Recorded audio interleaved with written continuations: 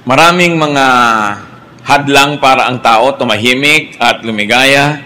Maraming mga balakid. People have great enemies and challenges. And some of them could be depression or insecurity or anxiety. Mga alalahanin, mga kinakatakot na umaagaw ng ating kapayapaan. Ang ating pag-aaral ngayon, pinamagitan natin, answer to insecurity and depression. Heavenly Father, thank you that you are our God who hears prayers. Patawarin niyo po kami sa mga kasalanan namin. Nawa, Panginoon, walang maging hadlang para maunawaan namin ang mensahe ninyo at ito'y mailapat namin sa aming buhay. Nawa, malugod kayo, Panginoon. Hindi lang kami nagtipon-tipon para humingi ng pagpapala, bagamat gusto namin yon. Nagtitipon-tipon din kami, Panginoon, para sama-samang magpasalamat sa inyo, magdala ng handog sa inyong paanan, pasalamat at nais namin, Panginoon, bigyan kayo ng kaluguran. Nawa ang amin pong mga puso na nagpapasalamat, nagpupuri, ay magbigay ng kaluguran sa inyo. Bless your people, O God. Heal our infirmities, strengthen our weaknesses, at nawa yung kaliwanagan nyo ang siyang maging liwanag ng buhay namin. Teach us, hold us by the hand, and we like to follow you. Protect us from lies and falsehood. Protect us, O Lord, from all the negative forces that try to steal our happiness, our joy away from us. May you be the speaker. Use your servant only as your instrument. Speak to your people. Accomplish your agenda for us today, O God. Lift up your name, and may your people go home blessed by you. We praise you. We thank you, asking you to speak in the name of your Son, Jesus. Ano po ba ang napakaraming mga concerns ng tao? What are some of people's grave concerns and fears? Most of those fears come from our basic needs. People have to exist. People have to live. We worry about our food, our drink. There's a grave fear of hunger and thirst, even to those people who have lots of money and savings. Iniisip natin kung minsan, baka marami tayong pera pero wala tayong mabili. Baka ma-deplete yung resources ng planeta, baka magyera, baka may pumutok na bulkan, makatang mga supply, etc., etc. We worry about shelter. And many people have this fear of homelessness, though some of them have probably multiple homes. Maraming takot ang tao na may kinalaman sa kanyang pangangailangan, especially for protection and safety. People are afraid. Natatakot tayo sa kapwa-tao, natatakot tayo sa mga hayop, mga insekto, natatakot tayo sa kulog, sa kidlat, sa bagyo, sa baha, sa El Nino, sa La Nina, sa mga bulkang sumasabog, kung ano-ano pa. And of course, people fear death. And the fear of death is on top of many people's lists of grave concerns. Yun yung mga basic needs natin. Pero hindi lang naman yun ang need ng tao. People are also sometimes bothered by what you might call intermediate needs. The need for acceptance. Sometimes you have everything pero hindi ka sikat, hindi ka paborito, wala kang masyadong kakilala o kaibigan, at yun ay malaki ring problema ko minsan. We need affirmation. Dapat natin nadidinig, very good, you are welcome, ang ganda mo, ang ganda ng damit mo. Hindi tayo sapat na nasisiyahan na gusto natin ang itsura natin. Kailangan gusto rin ng kapwa natin. We need affirmation. And we need comfort. Physical comfort, spiritual, and emotional comfort. Because of these needs that sometimes go unmet, many people have trouble and people lack peace. Then there are the so-called higher needs. Aside from all that, people also need peace. Minsan nasa iyo na lahat, pero magulo yung kalooban mo, hindi ka tahimik, parang nababaliwala ang lahat. Parang kuminsan nasasayang ang mga accomplishment, ang mga naipon, ang mga kuminsan kasikatan pa, pag ang tao hindi matahimik, walang kapayapaan. Higher needs might also include our need for righteousness. Dapat nating laging maalala, dapat tayong makumbinsin na tayo'y tama, na natutuwa sa atin hindi lang mga tao, pati ang Diyos. Because we have such a thing as fear of evil. Fear of our own demons. Fear of results of wrongdoing. Kaya maraming mga tao sa kanilang guilt, sa kanilang hirap ng loob dahil sa mga maling ginawa na alam nila, hindi rin masaya sa buhay. Because we have fear of punishment for wrongdoing And many people are also obsessed with fear of going to hell. Those kinds of fears. Higher needs also include the needs of our spiritual life and eternal life. Kailangan natin ng eternal bliss. Hindi tayo kontento na masaya dito sa buhay, kumpleto ang pangangailangan, kailangan masaya rin tayo at nakakatiyak ng pupuntahan ng ating espiritu, na tayo'y ligtas, na tayo'y babalik sa Diyos. People need assurances of heaven after this life. Papaano ang lahat-lahat ng yan matutugunan? Ang dami. May physical need, may emotional need, merong spiritual need, merong social need. At kung i-grade pa yan ng mga sociologists and psychologists, meron siyang basic, may intermediate, at merong higher needs. What is God's answer to man's grave insecurity and depression? Kuminsan ang tao, ang ganda-ganda, pero may insecurity pa rin. Ang yaman-yaman, may insecurity. Kung minsan, sikat na, kulang pa rin sa kanya. Ano ang sagot ng Diyos? At isa sa mga sagot niya na nasa Biblia, Psalm 23, verses 1 to 6. The Lord is my shepherd, I shall not be in want. He makes me lie down in green pastures. He leads me beside quiet waters. He restores my soul. He guides me in paths of righteousness for His name's sake. Even though I walk through the valley of the shadow of death, I will fear no evil, for you are with me. Your rod and your staff, they comfort me. You prepare a table before me in the presence of my enemies. You anoint my head with oil. My cup overflows. Surely goodness and love will follow me all the days of my life, and I will dwell in the house of the Lord forever. One of the most powerful and famous chapters of the Old Testament, Psalm 23.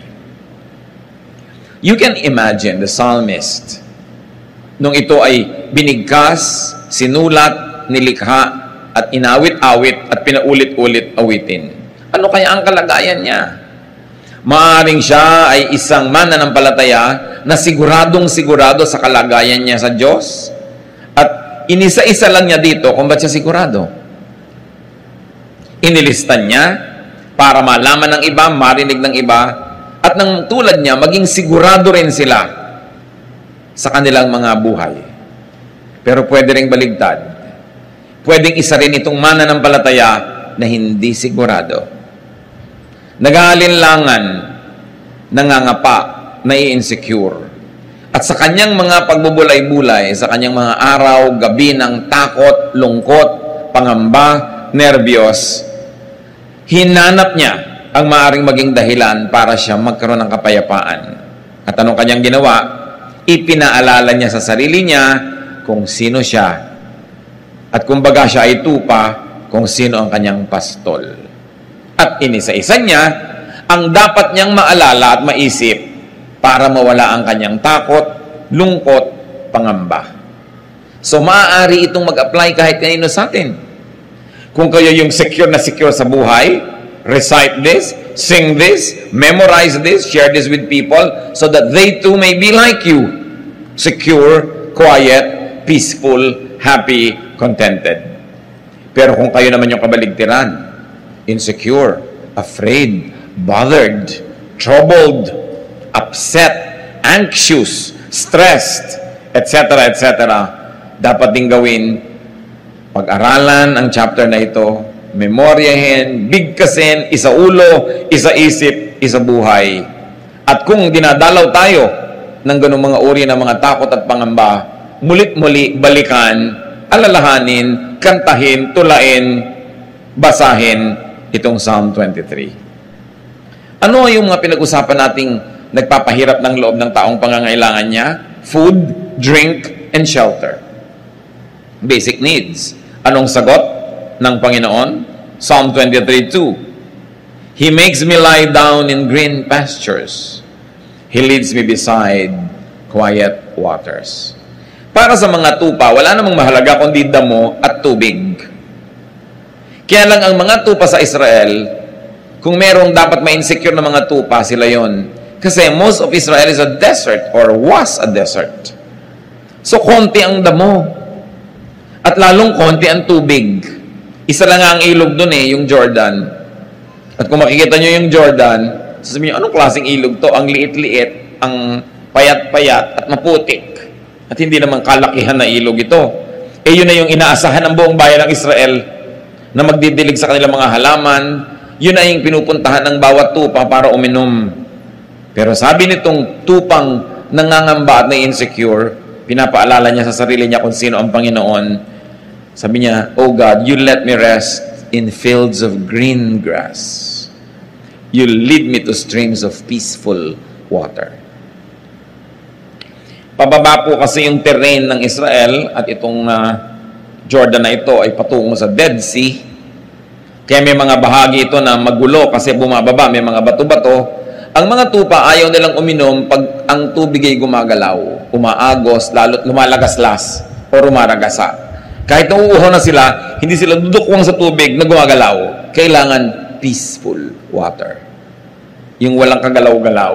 Kaya sabi nitong tupang to, hindi lang ako binibigyan ng damo ng Diyos. Pinahihiga niya ako, pinapagulong-gulong ako, at naglulupagi ako sa napakaraming mga berdeng damo. At hindi lang yun. Hindi lang may tubig, tahimik yung tubig. Not only water to drink, but the way I want to drink my water. Peaceful. Pinapaalala niya yun. Green pasture, you must remember, is also a shelter. Isang napakasarap na pahingahan at lugar kung saan ang mga tupa ay hindi lang kumakain, nakakapagpahinga pa sa sariwang damo. God gives not only the basics, but also abundance. Anong sabi ng Psalm 23 verse 5? You prepare a table before me in the presence of my enemies. You anoint my head with oil, my cup overflows.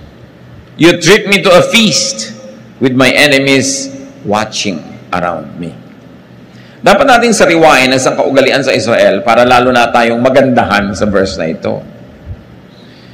Ang mga desert dwellers, mga nakatira sa mga tent, pag may mga dumadaan at kanilang tinanggap sa kanilang tent at pinakain, sumalo sila doon sa tent. Tulad ng ginawa ni Abraham nung dumating ang Diyos at yung mga kasama niyang anghel, hindi naman sa loob ng tent yun Outside the tent, merong extension yung tent para lang huwag mainitan yung nakaupo dun sa labas sa carpet at hindi yun sa loob ng tent para presko. Doon nagpapakain yung mga may-ari ng tent na yan. Sa maliliit na mga dulang, kumisan nilalatag lang nila doon sa carpet yung kakainin nila. At kitang-kita ng ibang mga tent dwellers, may bisita pala si kapitbahay kasi hindi sa loob kumakain. Ang ibig sabihin nun, pag ako'y may bahay, pinakain kita at sumalo ako sa'yo, walang pwedeng gumalaw sa'yo sa lahat ng mga taga rito. Dadaan muna sila sa akin. Sabi nga ng matatanda, dadaan muna sa ibabaw ng aking malamig na bangkay bago sila makarating sa'yo. So anong ibig sabihin? Na yung shepherd prepares a feast for you in the presence of your enemies. Sinasabi ng ating shepherd, walang makakagalaw sa kanya mga tupa na hindi mo nadadaan sa kanya. At willing siya na ibigay maging ang kanyang buhay to protect us from our enemy. Of course, we have earthly, worldly enemies, but more than that, we have our spiritual enemy, Satan. At sinasabi ng Panginoon, our shepherd, mamamatay na muna ako bago mo siya mapatay. At talagang ganun ang ginawa ng Panginoong Jesus. Namatay siya para sa atin, kaya hindi na tayo pwedeng patayin ng kalaban kasi kinuha na ng Panginoon ang ating lugar at siya na yung namatay para sa atin. Ibig sabihin din nung sa Revelation, behold, I stand at the door and knock. Whoever opens the door, I will come in and eat with him. Yun na naman ang sinabi ng Panginoon. Eat na naman. Kain na naman. Isa na naman kahulugan, pag pinapasok mo ako sa iyong puso, magiging shepherd mo ako. Magiging host mo ako. Ako na muna ang mamamatay bago ko payagan na may mangyayaring masama sa iyo. That is Eastern etiquette. At kakambal pa ng etiquette na yan, yung you anoint my head with oil. Sa init ng disyerto, na halos ikabiyak ng utak at bungo ng mga tao sa init at ikabitak-bitak ng kanilang anit, pag dumating ang isang bisita, kung pinapahalagahan ng host, binubusan niya ng konting langis dito sa ulo. Para manariwa ang lakas, ma-refresh. Kuminsan, hindi natin na-appreciate yan kasi yung panahon sa atin, malagkit, ayaw natin ng langis pag nahihirapan tayo at mainit. Pero sa tuyong-tuyong disyerto, napakahalagang bagay nun. At sabi niya, you anoint my head with oil. My cup overflows. So bukod sa binibigyan mo ko ng dangal, dahil binibigyan mo ko ng anointing on my head, pag binigyan mo ko ng maiinom sa aking sasadlan, umaapaw. Again, Eastern etiquette. Gusto natin pag nagbibigay, apaw. Kaya kung minsan meron kang kasama sa bahay, sinabi mo na, konti lang ang iinumin ko, aapawin pa rin niya yun. Kaya mo, binibili natin ang tubig, mahal yan, huwag mong ilagay lahat, aapawin pa rin niya, kasi sanay siya sa etiquette na dapat umaapaw. Kaya sa mga probinsya natin na hindi pa tayo masyadong naiiba at magaganda pa yung kaugalian, bibigyan ka ng pagkain, isang bundok sa plato mo, yung apaw-apaw. Ganon kasi ang magandang kaugalian sa silangan. Ang context kasi niyan, there's always famine, there's always hunger, there's always poverty. So ipinapakita sa iyo sa pagmamahal ng tao na ang daming binibigay so sobra-sobra. Ibig sabihin, hindi ka pinagdadamutan. Kaya sa Luke 6:38, ang sabi, give and it will be given to you, a good measure, pressed down, shaken together, and running over will be poured into your lap.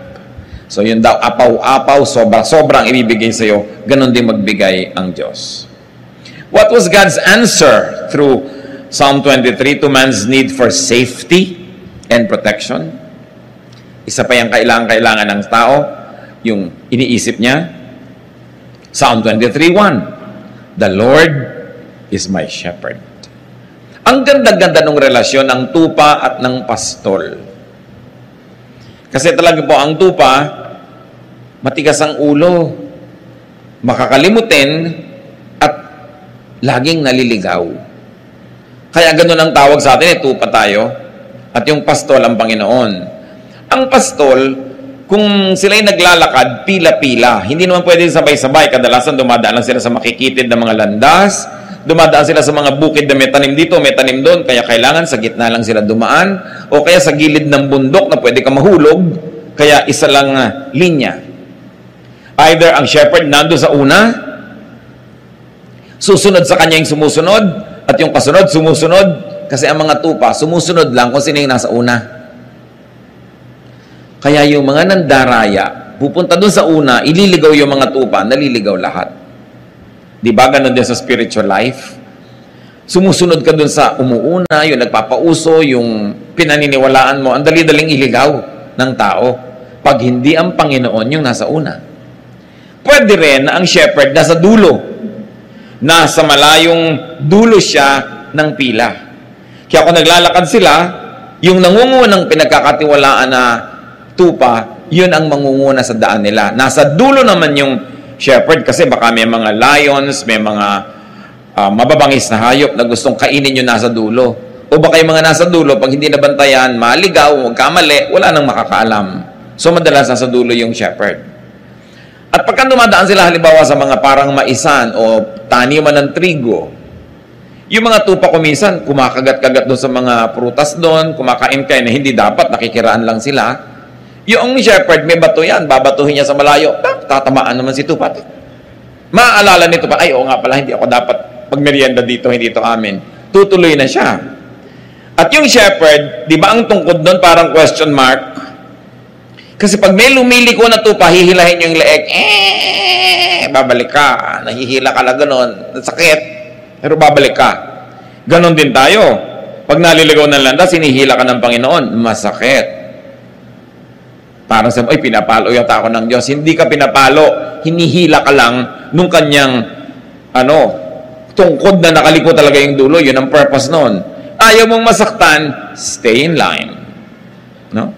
Huwag kang lumiko sa kaliwa, sa kanan, diretso ka, at hindi ka mahihila ng ganon. So, ganon yung relasyon ng tupa.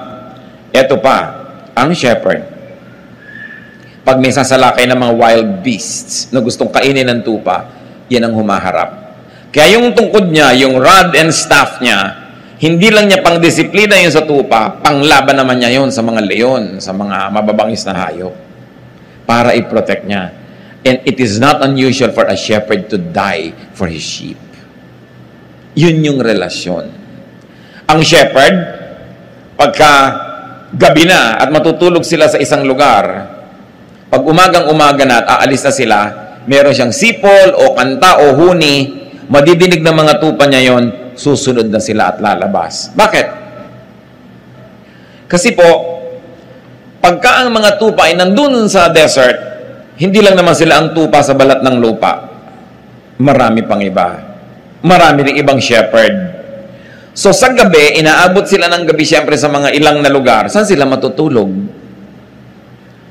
I have seen some of these structures in Africa na maaaring kamuka ng mga nandoon din sa Israel. Na merong mga matataas na mga tinik, yung mga matitinik na mga sanga, iniipon niya ng mga katutubo, ginagawang parang bakod. Bilog. Meron lang gate. Yung mga baka o mga tupa na nanginginain kung saan-saan, paggabi doon sumisilong para itong hotel ng mga hayop. Merong siga sa gitna, merong fire, kasi ayaw lumapit ng wild beast sa fire. At hindi sila agad-agad makakasalakay kasi may matataas na bakod nga ng mga siit-siit at mga tinik-tinik na inipon. Ngayon, ang mga tupa at mga pastol, nagkakasama-sama sa loob ng iisang ganong silungan or hotel. Nagbibigay sila ng konting bayad doon sa may-ari nun, pero paggabi, halo-halo sila doon. Yung matatalinong mga shepherd, umagang-umaga pa lang, madilim pa lang, aalis na siya at ang kanya mga tupa. Bakit? Kasi sa gabi humahamog o umuulan. Maaaring yung mga konting mga lupa na parang konting palanggana na yung porous, yung kanyang lupa, hindi bumababa agad ang tubig. Maaaring sa gabi nakakatch ng konting ulan yon. At yung mga damo, konting ulan lang, tumutubo bigla. So, ang gusto ng shepherd, pag umagang-umaga, silang mauna doon sa tubig. Kasi pag nag-inom na yung tupa niya, ubus na yon. Yung mga huling gumising, maubusan na. O kaya sila yung nakakain sa konting damo. So, yung marunong na mga shepherd, madilim pa lang, meron siyang sipol na signal sa kanyang mga tupa. Lahat ng tupa niya, kahit may kahalong ibang tupa doon na nagtulugan kung saan-saan, pag nadilig yung sipol niya, makikita yung anino niya, lumalabas na ng gate, susunod sila lahat dahan-dahan. Kaya dapat yung tupa, alam niya yung boses ng kanyang amo. At yan yung sinasabi ng Panginoon na mag-ingat kayo. Hindi lahat pastol. Some come to steal, to kill, to destroy. Kasi meron mga fake na shepherd. Fine-fake nila yung sipol o yung huni o yung tawag nung shepherd. At pag yung mga tupang iba, nalin lang niya, nagsunuran sa kanya sa palabas, patay sila. Huli sila at ibebenta sila para katayin. Kaya dapat yung tupa, kilala niya ang kanyang shepherd. Ma-appreciate natin lahat ang mga talinghaga ng Panginoon tungkol sa tupa at sa shepherd. Kasi ganoon din tayo mga kapatid. Pag hindi natin talaga kilala ang tinig ng Panginoon, nadadaya tayo ng maling tawag. Nadadaya tayo ni Satanas, nadadaya tayo ng ating emosyon, nadadaya tayo ng ating mga desires, ng ating greed, ng ating lust. And before we know it, we followed a wrong shepherd.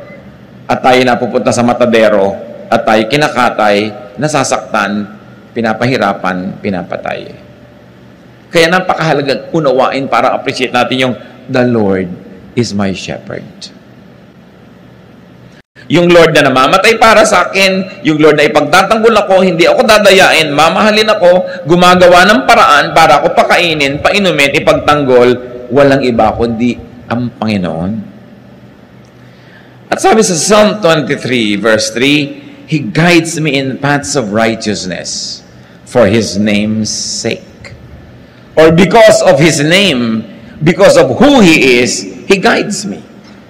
According to His name, according to the meaning of His name, which is shepherd, He guides me. Hindi niya ako lilitsunin o kakainin. Hindi niya ako ipapahamak kasi ang pangalan niya, shepherd. At siya ang aking shepherd. Psalm 23 verse 4, Even though I walk through the valley of the shadow of death, I will fear no evil. For you are with me. Your rod and your staff, they comfort me. Yung pinag-uusapan natin tungkod niya. Ano pa ba ang hihigit sa kamatayan na nakakatakot? Wala na. I may walk through the valleys as dark as death, sabi noong tupa, but I won't be afraid. You are with me. And your shepherd's rod makes me feel safe. Pag nakikita nung tupa, yung daladala nung shepherd na tungkod, sabi niya, yan ang gagamitin niyang pamalo sa mga kalaban. Yan ang gagamitin niya pang protect sa akin. At kahit dumaan ako sa pinakamadidilim na mga libis, kahit dumaan ako sa hirap ng buhay na parang wala ng katapusan, kahit dumaan ako sa sakit na parang wala ng ginhawa, kahit masuot ako sa pagbuhol-buhol na problemang parang hindi na maaayos pa, sabi ganon, hindi ako matatakot. Hindi yung problema ang titingnan ko, hindi yung leon, hindi yung mabangis na hayop, hindi yung dilim ang titingnan ko, yung shepherd ko at yung hawak niyang tungkod. At pag yun ang tiningnan ko, mawawala ang aking takot. Because the shepherd is bigger than any beast. The shepherd is bigger than any problem. The shepherd is more brilliant than any darkness. Natatakot ka lang naman pag ang tinitigan mo yung dilim. Pag ang tinitigan mo yung mababangis na hayop.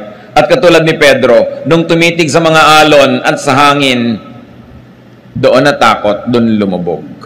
Kaya pinipili mo ang iyong tititigan. Sasabihin mo, you are with me. What does it mean that the shepherd is with us? That he has compassion. You are with me. Kakampi kita. Hindi lang kita kasama, kakampi pa kita. At nakakapagbigay yon ng lakas ng loob. Sabi, your rod and your staff comfort me. Anong klaseng comfort? Pag nakikita ko yan, lumalakas ang loob ko kasi alam ko, yan ang sagisag ng iyong kapangyarihan. They give me a sense of security. At tungkol pa rin sa mga insecurities, sa pinag-usapan na natin, Psalm 23 verse 5, you prepare a table before me in the presence of my enemies. Walang makakagalaw sa akin. At hindi lang yon, iniestima mo ako, pinapahalagahan, there is great acceptance here and affirmation. You anoint my head with oil, my cup overflows. So there's comfort, and there's honor, and there's dignity. Ibang klaseng shepherd ito. Ganun siya mag-alaga sa kanyang mga tupa. What else is God's answer to man's need for peace of mind? Diba pinag-usapan din natin, kailangan natin yan. Verses 2 to 3, He makes me lie down in green pastures. He leads me beside quiet waters. He restores my soul. He guides me in paths of righteousness for His name's sake. Kailangan natin yan to restore, to be restored. Yung mga nervyos, humupa. Yung mga takot, mawala. Yung mga pangamba, maalis sa ating buhay. At tayo ay matahimik. At ito sinasagisag nung green pastures. It doesn't only feed, it also refreshes. It also empowers. Quiet waters. Pag nagbigay ang Panginoon, hindi lang tubig pero magulo nga, tahimik. And the Lord restores my soul. Emotional, spiritual rest. Just thinking of the Lord and remembering who He is already gives you the greatest therapy. What is God's answer to man's need for righteousness? Well, human beings, as we have said, need to be righteous. To feel righteous and to be treated as righteous. Psalm 23:3, He restores my soul. He guides me in paths of righteousness for His name's sake. So we become righteous because the Lord leads us. Yung nauuna siya, sumusunod tayo. O nauuna tayo, pero nandun siya sa likod, binabantayan niya tayo, kinakawit niya tayo para bumalik. Pag nagkakamali tayo, nagiging righteous tayo by doing the right thing. But more than that, through the work of Jesus, our shepherd, nagiging righteous tayo by faith. Dalawang paraan para maging matuwid, banal, malinis. One, magpakatuwid ka, magpakabanal ka, magpakalinis ka. Do it, accomplish it through hard work. Pwede yon. When all else fails, pag kinulang, charge to the cross. Because by believing in Jesus as your Savior and Lord, your belief makes you righteous. Yan ang tinatawag nating saved by faith. Righteous, made righteous by faith. At napakalinaw ng teaching ng New Testament dyan, mga kapatid. Pag nananalig ka kay Jesus, nagpaligtas ka kay Jesus, Panginoon at tagapagligtas mo siya, yon biglang magiging righteous ka sa tingin ng langit. Kahit ang totoo, tad-tad ka ng kasalanan. Pero pinagsisihan mo, tinalikuran mo, nagpahugas ka sa dugo ni Jesus, righteous ang tingin sa iyo ng Diyos. Kasi hindi na yung kasalanan mong nakikita, yung dugo ni Jesus na ipinanguhugas sa iyong kasalanan. So, two ways to be righteous, by doing it or by receiving righteousness through faith. At ang tunay na mananampalataya, ina-apply pareho yun. You know that you are made righteous by faith, but you also do what you can up to your utmost so you could be actually righteous by works, not only righteous by faith. Pagkasama, magkakambal, ginagawa pareho. And because of that, the true believer remembers the blood of the Lamb, the shepherd that became the Lamb. Biruin niyo yung mga imagery na yan.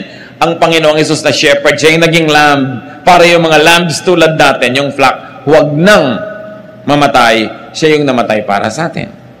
At pag naalala mo yon, He restores your soul. Pag sumusunod tayo sa katuruan ni Jesus, He guides us in righteousness. All because of what His name means. What is God's answer to man's need for eternal life? For assurance of heaven? Psalm 23 verse 4. Even though I walk through the valley of the shadow of death, I will fear no evil, for you are with me. Kahit dumaan ako sa kamatayan o sa mga halos ikamatay ko ng mga karanasan, alam ko kasama kita. At kung loobin mo, Panginoon, na mabawian ako ng buhay, alam ko sa isang saglit, sa isang kisap mata, I will be there with you in a much greater state of spirituality. Because I will no longer be confined to this physical body. Kaya ang sabi nitong flock na ito, I will fear no evil. The evil of death, the threat of death, the evil spirits that scare me with death, I will fear no evil. Why? Because you are with me. And because of all of this, Psalm 23 verse 6, surely goodness and love will follow me all the days of my life, and I will dwell in the house of the Lord forever. Nakakatiyak yung tupa na dahil kilala niya ang kanyang shepherd, he or she will dwell in the house of the Lord forever. Dahil saan siya dadali ng shepherd niya? Sa house of the Lord. Sa eternal life, in the presence of God, our Father, our Creator. Sabi niya, surely goodness will follow me. What goodness? Whose goodness? God's goodness. I may not always be good, but God's goodness will always be with me because He is my shepherd. And God's love, I may not always be loving, but God's love will prevail. God's stubborn love will keep loving me, even though there are moments when I become very unlovable. So I feel secure. At pwede ring basahin ito, mga kapatid, dahil secure ako, dahil ang Lord ang shepherd ko, dahil nakakatiyak ako, surely goodness, my goodness, and love, my love, will follow me all the days of my life. In other words, I will not only be a recipient of God's love and goodness, but because of God's love and goodness to me, I will also be a dispenser and a giver and a channel of goodness and love to others. Bakit pa nga naman hindi magiging loving and good kung secure ka naman sa Panginoon? Bakit ka magiging madamot kung alam mo naman na ang Panginoon ang nagbibigay sa iyo at kung ibinigay mo sa tamang paraan sa mas higit na nangangailangan, alam mong papalitan ng Panginoon? So, goodness and love will follow you everywhere you go. Because you know who you are. Alam mo na ang shepherd mo ang Panginoon, may hahanap ka niya ng tubig, may hahanap ka niya ng pagkain, may hahanap ka niya ng kanlungan, ipagtatanggol ka niya, magiging mas mabait ka ngayon. Kaya lang naman tayo kumisa nagiging mabangis kasi natatakot tayong maubusan. Pero kung wala na yung takot mong maubusan, mapagbigay ka na. Dapat. Kaya ka lang naman kumisan makasarili kasi akala mo wala na, baka magutom ka. Eh kung alam mong may shepherd ka, magsishare ka. Wala nang dahilan yung mga taong nananalig sa Panginoon, nakakatiyak ng buhay na walang hanggan, at nakakatanggap ng mga blessings sa buhay na ito, wala nang dahilan para ka maging maramot. Para hindi maging mapagbigay, mapagpatawad, kasi nakatanggap ka rin ng pagpapatawad ng Panginoon. Wala nang dahilan para maging masungit ka pa sa iba, samantalang puro kabaitan ng Diyos ang tinatanggap mo. Walang dahilan para hindi ka maging katulad ng iyong shepherd. Kaya sabi, surely, goodness and love will follow me all the days of my life. I will always receive goodness and love from God, and I will always give goodness and love to my fellow men. I will be a little shepherd to other people. Walang mas mataas sa pagtanaw ng utang na loob sa ating shepherd, kundi sa maging munting mga shepherd din tayo sa iba. Ang pinakamabisang pagpapasalamat sa Panginoon yung ibahagi din natin sa iba yung tinatanggap natin sa Kanya. Napakainam na isipin yon sapagkat may dahilan ka naman to be secure. And I will be in the house of the Lord forever. How do we receive God's answer to man's needs? Paano yun mangyayari? How do you receive God's solution to the problems? How do you receive God's blessings? Nasa verse 1 ang sikreto. Psalm 23 verse 1. The Lord is my shepherd. I shall not be in want. So you don't want these insecurities? Or you want them minimized, removed from your life? Or if you are not having these insecurities now, you don't want them ever? Make God your shepherd. Make God your leader, protector, and provider. Kumisan kasi mali yung sinusundan natin. Mali yung Diyos natin. Mali yung ating shepherd. Kung kani-kanino tayo nakikinig, nagpapa-influensya, nervyos tuloy yung inaabot natin, insecurity, fear. Make God your shepherd. He will not be automatically be your shepherd. You've got to invite God. Sabi niya, I stand at the door and knock. Whoever opens the door, I will come in and eat with him. Para yung rule na if P then Q. If the Lord is my shepherd, then I shall not be in want. When hungry or thirsty, in a physical, emotional, or spiritual way, when broken or afraid, when you walk through your valley of the shadow of death, when alone or lonely, when troubled or anxious or depressed, ask the Lord to be your shepherd. He is only a prayer away. Kumisan malakas ang loob mong pumunta sa isang lugar, biglang nalaman mo na lang, na-trap ka na pala, isa na palang dark valley. Call on God. Ask Jesus to rescue you. Tulad ng ginawa ni Peter nung lumulubog na siya doon sa tubig. Dati naglalakad siya, pero lumubog. Sabi niya, Lord, save me. Kung kayo ngayon ay nasa isang valley ng buhay nyo, ask God to hold you by the hand, to be your shepherd, and to take you out of that mess. Because God promises to be there. Huwag kayong kakapit sa patalim. Sabi, nagigipit ako, kakapit ako sa patalim. Bakit ka kakapit sa patalim kung nandiyan ang kamay ng Panginoon at inaabot ka? Bakit ka magre-resort sa mga paraan na hindi maka-Diyos? Magulo, mahirap, lalong lulubog ka at lalong sisikip ang mundo mo at lalong magkakabuhol-buhol ang problema mo. Pag nagigipit ka na, namang problema ka na, it's high time to remember that the Lord is your shepherd. At hindi bagay sa mga tupa ng Diyos yung nagugutom, nauuhaw, nakakagat-kagat ng ibang mababangis na hayop. Kasi umaalis sila doon sa grupo. Kaya dapat stay together. Kaya ang gusto ng Panginoon, fellowship. Do not neglect the fellowship. Attend church, do Bible study, worship together, pray together. Kasi pag humihiwalay ka, naaakit ka ng mga mababangis na hayop na pag malayo ka na sa grupo, malayo ka na sa protection, nalimutan mo na kung sino ka, madali ka na nilang kainin. So ang dapat lang gawin, kung meron man sino sa atin na nalalagay dyan sa dark valley, magbalik loob. Bumalik sa Diyos. Tumawag. Dahil yan ang pinakamadaling tawagan sa lahat, ang ating shepherd. Hindi nagiging busy. Always ready, willing, and able. Ask the Lord to be your good shepherd. John 10:14 to 15, I am the good shepherd. I know my sheep, and they know me. Yun yung binabanggit ko sa inyo kanina. Intimate. Alam ng sheep yung boses ng shepherd niya. Just as the Father knows me, and I know the Father, and I lay down my life for the sheep.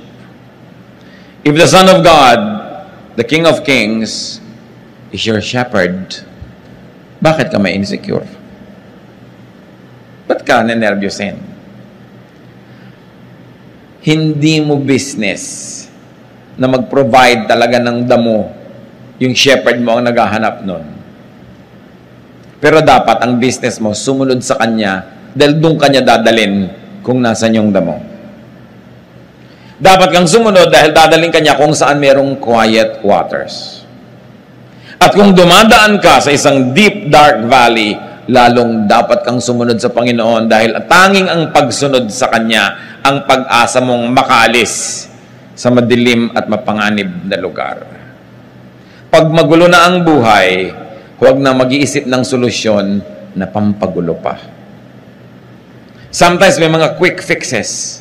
Merong mas madaling solusyon, pero madali lang yon ngayon, bukas may mabigat na bayad. Mabuti nang mahirapan ka ngayon sa tamang solusyon, pero bukas, palapit ng palapit ka sa solusyon ng problema mo, hindi palayo. Kailangan, the Lord is our shepherd. So follow the shepherd. Follow Jesus. Spend time, fellowship with the Lord. Dapat na pinaprioritize natin yung ating quiet time, prayer time, Bible reading, our Bible study, worship, service. Alam niyo kung kailan niyo nakaka-fellowship si Jesus? When you serve. Because Jesus is a servant. Sa niya, I came to serve, not to be served. So when we are serving, when we are doing God's work, we are side by side with Jesus. Sabi niya, my food is to do the work of Him who sent me. One of the best ways to fellowship with Jesus is to do the work of Jesus. Because you will be in the same team. Be the Lord's flock, and He will be your loving shepherd. Kung ayaw mo magpa-shepherd sa Kanya, di Kanya pipilitin, but you pay a heavy price. Nasaan tayo ngayon mga kapatid na estado? Tayo ba flock na ni Jesus? Tinanggap na ba natin siya bilang Panginoon at tagapagligtas sa ating buhay? Kung hindi pa, huwag niyong sayangin na sandali sa isang prayer na time-team, personal, at pwede niyong gawin ngayon. Accept Jesus into your heart as your Savior and Lord. Imbitahan niyo siya na maging Panginoon at tagapagligtas. Ask to be forgiven of your sins, and then invite Jesus into your heart to be your King, your friend, your shepherd. Kung nagawa nyo na yan, mga kapatid, flock ka na ng Panginoon, nasan ka? Ikaw ba yung naliligaw ng konti ng landas? Kakain-kain niya sa gilid-gilid, lumalakad na yung grupo, naiwan ka na because you became busy with things that God did not want you to be busy with. Dapat magising ka at bumalik ka sa grupo. Konting-konti na lang, sabi sa Bible, the devil prowls around like a roaring lion looking for someone to devour. Kung ang Satanas ay parang leon na nagbabantay at nagmamatsyag, pumipili, humahanap ng kakainin niya. Sa palagay nyo, ang pipiliin niya, yung ang lapit-lapit kay Jesus. May hawak na rod yun. Niya, itong babaeng itong nakaasul, medyo malayo-layo. No? Ito ang madaling kagat-kagatin, wala itong proteksyon. No? Nasa gilid-gilid. Ang lalaking itong nakapula, pwede ito. Ang babaeng itong naka-Adidas. Alam niyo ba na kahit ngayon nakabantay si Satanas? Nag-aantay siyang malingat kang malibang lumayo. Kaya yung iba makakagat, maalala na may grupo siya. Siyempre, hihilahin ni Jesus pabalik, masasaktan, pero nababalik. Yun ang pinakamasarap na sakit.